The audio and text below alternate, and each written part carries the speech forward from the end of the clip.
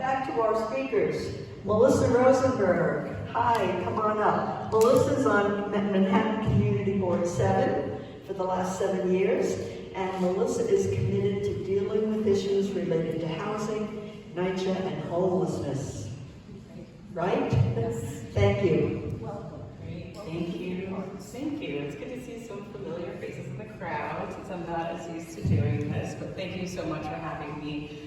Again, my name is Melissa Rosenberg. I'm going to try to keep this briefer, having sat through 7 years of community board meetings. I know a long meeting, so I'd love to get you guys out of here as soon as possible. But to tell you a little bit about myself, my career has really been focused on solving problems and learning new areas of policy.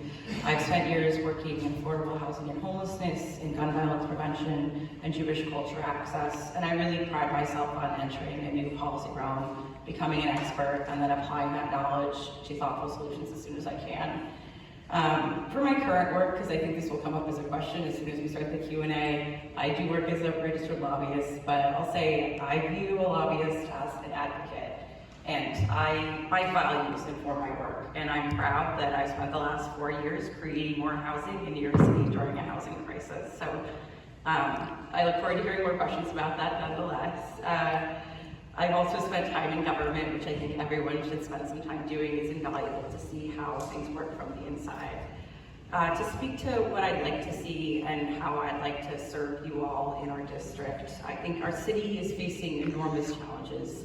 We're seeing rising rents that are really crushing to us. We're seeing folks afraid of losing their housing, especially post-COVID, as arrears have accrued. We're seeing mounting evidence of climate emergency, like yesterday, last night, when we were all afraid to leave our homes, and these issues require action now. And lastly, we're struggling to keep our small businesses open, which I think is a tragedy every time we hear on the West Side Rap that another business is closed. And I believe the shared goal of everyone in this room is to really increase the vitality of our district and our city. And that vitality comes from our diversity of residents, from our local businesses we stop into every day or every week, and from our streets that are lively